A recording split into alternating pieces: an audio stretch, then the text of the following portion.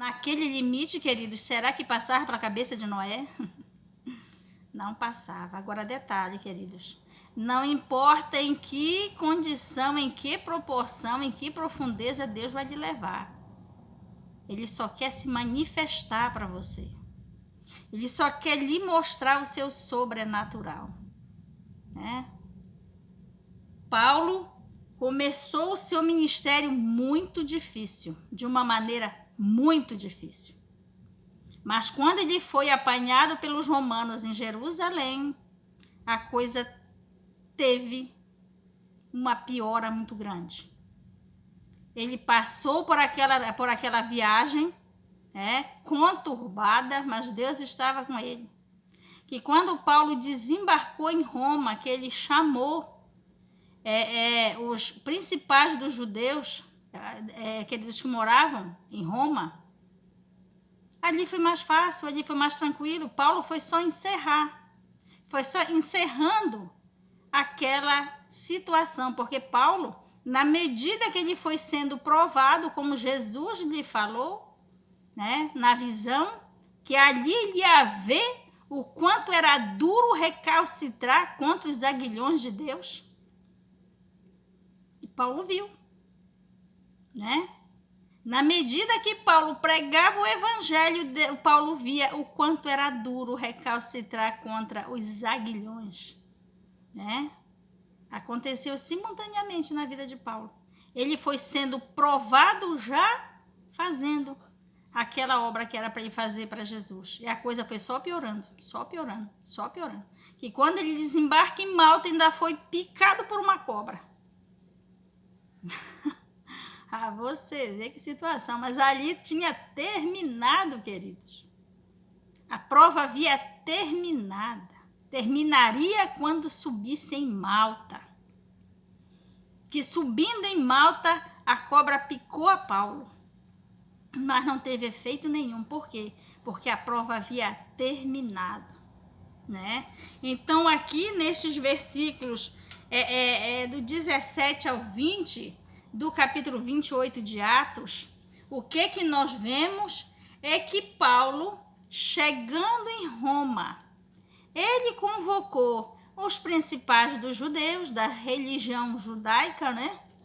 E eles foram ali e Paulo falou, olha, não tenho motivo para estar preso, mas aprove a Deus que eu estivesse preso e desta maneira cheguei aqui. O versículo 20 diz assim: por esta causa vos chamei para vos ver e falar, porque pela esperança de Israel estou com esta cadeia. Olhe que situação. O que é que Paulo está dizendo? Eu não estou preso porque cometi crime algum. Eu não estou preso porque eu fiz algo contra a lei de Moisés ou qualquer coisa assim. Não, no versículo 19 ele diz, mas opondo-se os judeus, foi-me forçoso apelar para César, não tendo contudo de que acusar minha nação. Né? O 18, os quais, havendo-me examinado, queriam soltar-me por não haver em mim crime algum de morte.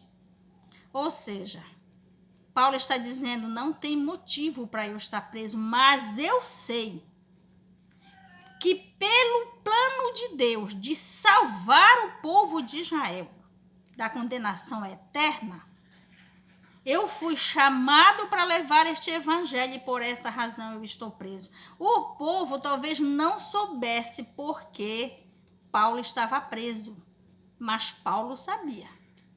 Ele sabia que era por causa do evangelho de Cristo e Paulo sabia que era por causa da esperança de Israel, ou seja, pelo plano de salvação de Deus, de salvar toda a humanidade, inclusive Israel.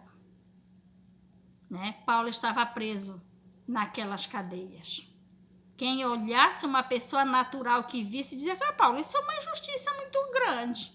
Ah, mas Deus quer que eu fique preso assim, o quê? Como é que Deus vai fazer isso contigo, sendo ele tão justo? Vai querer que tu fique preso em justiça, isso não é de Deus. homem natural, querido, o crente natural, ele vai ver dessa maneira. Mas o crente sobrenatural conhece o sobrenatural de Deus e de toda maneira que Deus age, né? Os versículos de 21 a 22 diz assim: Então eles lhe disseram: Nós não recebemos acerca de ti cartas algumas da Judeia, nem veio aqui algum dos irmãos que nos anunciasse ou dissesse de ti algum mal. No entanto, bem quiséramos ouvir de ti o que sentes, porque quanto a esta seita, notório nos é que em toda parte se fale contra ela. Olha só.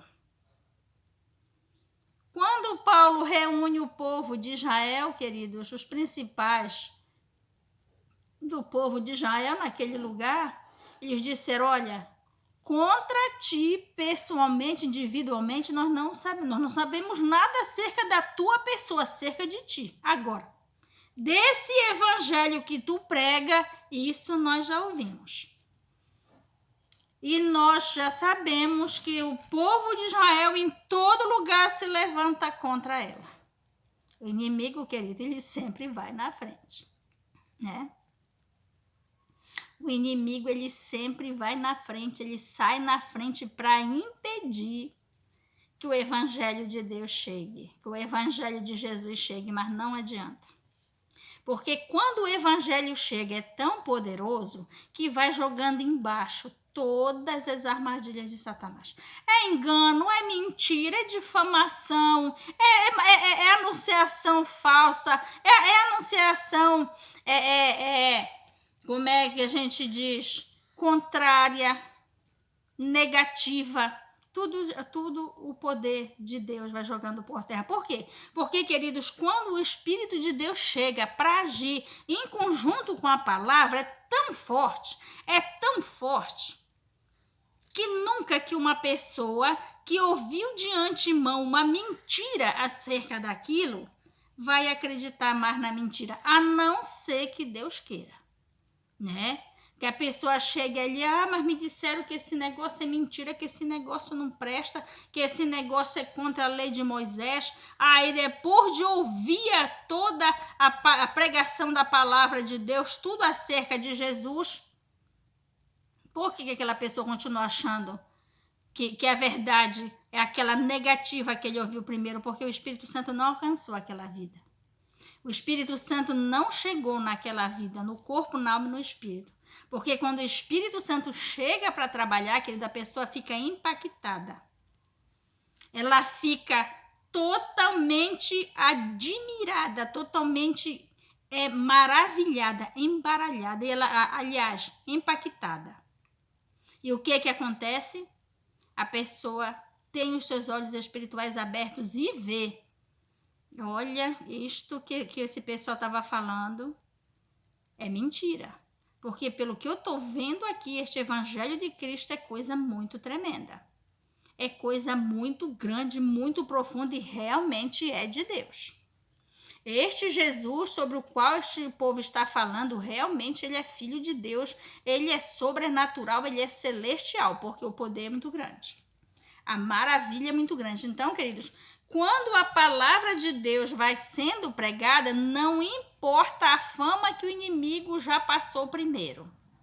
Quando o Espírito Santo chega para trabalhar, ele trabalha individualmente no coração da pessoa que ele quer alcançar. E aí, uma vez feito assim, de maneira tão poderosa, não tem ação do inferno que aguente. O Espírito Santo de Deus, o poder de Deus, o poder da palavra vai jogar por terra, né? Aqui nos versículos 21, no versículo 21 diz assim: Então eles lhe disseram: Nós não recebemos acerca de ti cartas algumas da Judeia, nem veio aqui algum dos irmãos que nos anunciasse ou dissesse de ti mal algum. Não foi ninguém pessoalmente, queridos. Ninguém chegou lá para falar pessoalmente, mas a notícia já tinha dado um jeito de chegar por lá, né? Paulo nem tinha chegado lá, eles nunca tinham ouvido, ou seja, não foi um evangelho, uma mensagem que eles ouviram da boca de Paulo, que estava sendo levado por Deus para fazer aquele serviço lá, né? Vamos entender. A pessoa enviada para levar o evangelho para Roma era Paulo. Paulo ia levar o evangelho verdadeiro, ia levar a verdade, ia levar não só a letra, mas o espírito. Quem estava incumbido disto por Deus, de levar este evangelho, de anunciar este evangelho poderosamente em Roma, era Paulo. Mas o diabo já tinha se encarregado de chegar na frente. Fazendo o quê, queridos? Anunciando de maneira contrária, de maneira negativa. E espalhando ali. O Paulo, que era o mensageiro que estava levando a mensagem deles, do Paulo, eles não sabiam.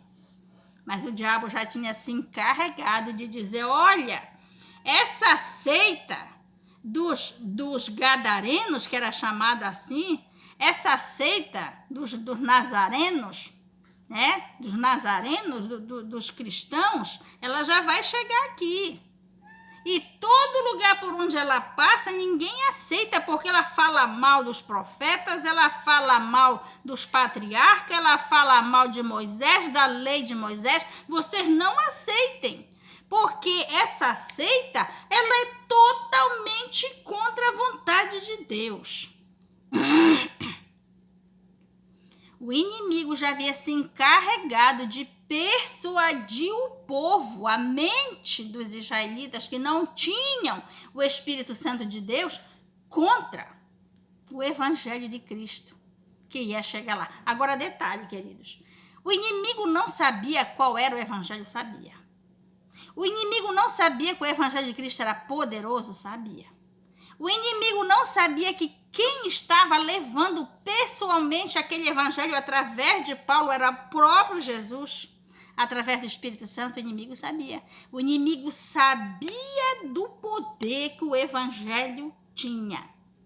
O inimigo sabia que aquilo era de Deus, e Deus fazendo não havia quem pudesse impedir. Mas o que foi que o inimigo fez, queridos? Ele não deixou de tentar. E por que o inimigo faz isso, queridos? Porque o inimigo, ele sabe quem é Deus. Ele sabe do poder de Deus. Ele sabe que quando Deus determina, é firme, é verdadeiro, vai acontecer. Mas você sabe quem o inimigo conhece também, queridos? Nós. O inimigo conhece nós. O inimigo sabe da nossa natureza pecaminosa. O inimigo sabe que quando é para aceitar o evangelho de Cristo, não é todo mundo, é pouca gente. Então o inimigo, ele já vai fazendo a cabeça, porque ele sabe que se ele não alcançar, se ele não tiver êxito na maioria, se ele não tiver êxito em todo mundo, mas na maioria ele vai ter. É assim que o inimigo faz, queridos, ele não joga para perder. E naquela tentativa do inimigo já manchar com a imagem do evangelho, manchar com a imagem de Cristo, manchar com a imagem de Paulo, né? Até mesmo ele já não sabendo a respeito de Paulo logo ali na chegada, mas logo depois, desconhecendo a Paulo, nem todos aceitaram o evangelho, né? Mesmo o inimigo, sabendo de tudo, mas ele faz desta maneira. E assim ele consegue alcançar muita gente. Muita gente. Se não todos, mas a grande maioria vai pelo engano de Satanás. Por quê, queridos? Porque só escapa da rede do inimigo aquele que realmente ama a Deus. Aquele que realmente dentro do seu coração tem um interesse por Deus. Né? Aquele que realmente, quando ouve da palavra semeada pelo semeador, ele recebe, cai em terra boa e produz muito, né? Não pense que mesmo você vendo, mas muita gente aceitou o evangelho. Muita gente concordou, muita gente aceitou Jesus, a palavra teve muito êxito. Nem sempre, queridos. Você vê muita gente indo para frente, você vê muita gente aceitando Jesus, você vê quem dera. Aí você diz, olha que monte de gente que vai para o céu. Quem dera, né, queridos? Quem dera que de toda essa gente que ouve, que aparentemente aceita, quem dera que todos se mantessem firmes e fossem realmente transformados pelo Evangelho de Cristo. O versículo 22 diz assim, para encerrarmos. No entanto, bem quiséramos ouvir de ti o que sentes, porque quanto a esta seita, notório nos é que em toda parte se fala contra ela. Olha o que eles disseram, queridos. Olha, nós queremos saber de ti. Como é que tu tá? Mas conta esse evangelho que tu vem trazer, a gente já sabe que isso não nos interessa. Né? Foi isso que eles disseram para Paulo, querido. Não, de ti nós nunca ouvimos nada. Da tua pessoa mesmo, ninguém veio falar para nós. Apesar dos judeus virem contra ti, desde que tu começaste, essa tua viagem aí, esse teu ministério, apesar deles todos estarem contra ti, mas aqui eles não vieram falar de ti pessoalmente, individualmente, mas da seita que tu tá pregando, disso a gente já sabe. Agora, a gente queria saber de ti, que a gente ainda não sabe. Mas quanto à seita, a gente já sabe, né?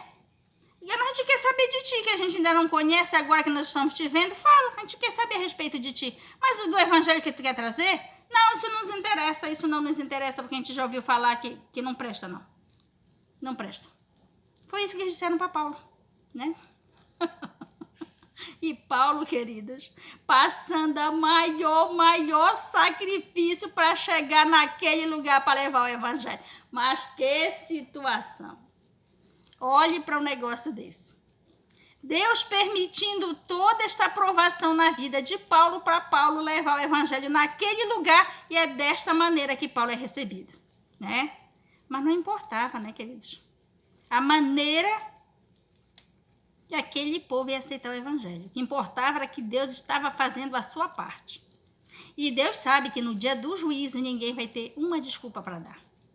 O povo de Roma, naquela época, naquele lugar, que rejeitou aquele evangelho, querido, está lá no inferno, esperando a hora do juízo final, né? Para ter as suas contas acertadas diante do tribunal de Deus, né? Diante do juiz. Olha que situação. Todo aquele sacrifício, Jesus tinha morrido na cruz, Jesus tinha ressuscitado, subido aos céus, o evangelho tinha passado para a mão dos apóstolos, que ficaram não só com o evangelho de Cristo, mas também com o inimigo de Cristo. Ficaram também com todas as lutas pelas quais Jesus passou. Levaram com toda a luta, conseguiram chegar em Roma para levar o evangelho da salvação. E olha de que maneira eles foram recebidos. Mas teve ali gente, queridos, que ouviu o evangelho e aceitou, né? Se não todos, mas uma boa parte, né?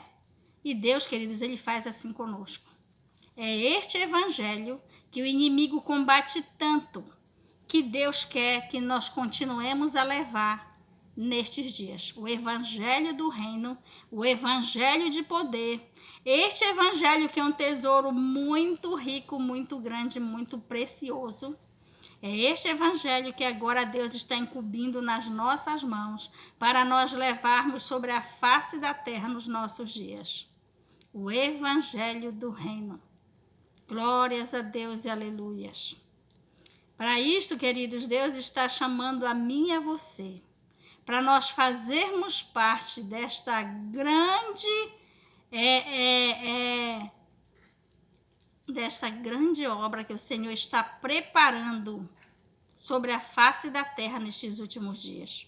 Queridos, é tempo de nós corrermos para os braços do Pai verdadeiramente, porque é já a última hora, diz, quando Jesus veio no mundo, ele disse, filhinhos, é já a última hora, né? Agora imagine, faz 2023 anos que Jesus veio na face da terra. E ele já dizia, é já a última hora. Agora imagine, né? Será que nós estamos na última hora, queridos? Ou já estamos passando da última hora, né? Então, amados, é este o tempo de nós corrermos para os braços do Pai verdadeiramente, para nós buscarmos uma intimidade profunda de amor com Deus e obediência, para que o sangue de Cristo nos lave, nos purifique de todo o nosso pecado, nos purificando corpo, alma e espírito, para que nós possamos ter condições de entrar no sobrenatural de Deus, queridos, e sermos usados por Deus nesta terra para combatermos diante desta tão grande obra que é levar o Evangelho de Deus sobre a face da terra. Vai ter luta? Vai ser difícil? Vai ter turbulência? Vai, querido, mas vai ter coisas tão grandes da parte de Deus que você vai ficar admirado. A sua luta vai ser nada, a turbulência que o inimigo mandar vai ser nada, enfim, tudo se tornará em nada quando você começar a ter as experiências espirituais que Deus vai te trazer com isto. Queridos, estamos terminando o nosso culto aqui. A mensagem é esta, o convite é este. Deus está preparando uma grande multidão de evangelizadores, uma grande multidão de servos que vão levar o evangelho do reino sobre a face da terra nestes últimos dias. E Ele está chamando a mim e a você. Vamos correr para os braços do Pai e nos entregar verdadeiramente corpo, alma e espírito, para que nós sejamos tomados por Deus e sejamos preparados pelo Espírito Santo para fazermos parte deste grande exército que vai levar sobre a terra o evangelho do reino e promover o grande avivamento espiritual que vai preparar a igreja para o arrebatamento. Glórias a Deus, aleluias, queridos, vamos orar. Encerrando o nosso tão maravilhoso culto desta tarde. Glórias a Deus, aleluia, vamos orar. Senhor, nosso Deus e nosso Pai, Deus santo e maravilhoso, ó Pai querido. Muito obrigada, meu Pai Santo, por este culto desta tarde. Obrigada, meu Pai, porque Tu estás conosco. Obrigada, meu Pai, pela Tua palavra, pelo Teu convite lançado. Pai Santo, vai alcançando a cada coração que assim Tu quiseres. Que esta palavra ache, Senhor, que estes vídeos ache todas as pessoas, meu Pai, toda aquela alma que Tu desejas alcançar, ó Pai Santo, através deste trabalho. Ó Pai querido, e que assim Tu possas tomar nos Teus braços e agir com elas segundo a Tua vontade, ó Pai querido, não somente para que sejam salvas, mas que possam ser usadas por Ti para fazer a Tua grande obra nestes últimos dias na face da terra. Pai querido, Pai amado, muito obrigada por tudo. Jesus querido, Jesus santo, muito obrigada, Jesus, pela Tua palavra, obrigada por este ensinamento, pela Tua presença. Oh, Jesus querido, obrigado porque nós sabemos que Tu estás conosco, querido, passando o mais difícil das nossas provações. Jesus, Tu estás conosco, Jesus Santo. A Tua vara e o Teu cajado não somente nos consola, mas nos conduz para os campos verdes, porque não será somente prova o tempo todo. Não, Jesus, Tu nos passa nas provas, mas Tu nos levanta, Tu nos recupera, Tu nos restaura, Tu nos fortalece, Tu nos premeia. Jesus querido, Tu nos dá o prêmio por aquela batalha vencida. Oh, Jesus querido, muito obrigada por tudo. Eu quero te apresentar, Jesus, cada um inscrito, cada um que assiste, cada um que ora, cada um que passa, Jesus querido, destes vídeos, deste evangelho, para quem quer que seja. Jesus dá vitória, Jesus liberta, Jesus salva. Jesus querido, traz refrigério, abençoa em todas as áreas da sua vida, naquilo que está lhe trazendo agonia, naquilo que está tirando a paz, naquilo que está trazendo sofrimento. Jesus querido, alcança cada um, vai operando segundo a necessidade. Jesus querido, muito obrigada por tudo. Espírito Santo, muito obrigada por este culto, por esta tarde maravilhosa, pela Tua palavra pregada, pela Tua obra feita nas nossas vidas. Espírito Santo, conclui conforme a Tua vontade na vida de cada um. Muito obrigada por tudo. Em o nome de Jesus nos pedimos e agradecemos. Amém. Glórias a Deus e aleluias. Queridos, estes vídeos eles ficam sempre em duas partes. Se você achar a primeira, procure a segunda. Se você achar a segunda, procure a primeira. Estamos precisando de inscritos, queridos. Se for da vontade de Deus, se Deus tocar no seu coração, se inscreva no nosso canal. Faça parte desta obra, faça parte deste ministério. Ore conforme Deus for colocando no seu coração. E assim, queridos, quero agradecer a todos, queremos agradecer a todos aqueles que assistem, que já se inscreveram, a todo aquele que ora, a todo aquele que tem ouvido e compreendido o que o Senhor está fazendo através deste pequeno canal. E não só através daqui, mas de muitos outros lugares que Deus está usando para divulgar esta grande obra, que é o arrebatamento da igreja. Mas para isto Deus levantará um grande avivamento sobre a face da terra. Muito obrigada a todos, em nome de Jesus. Amém.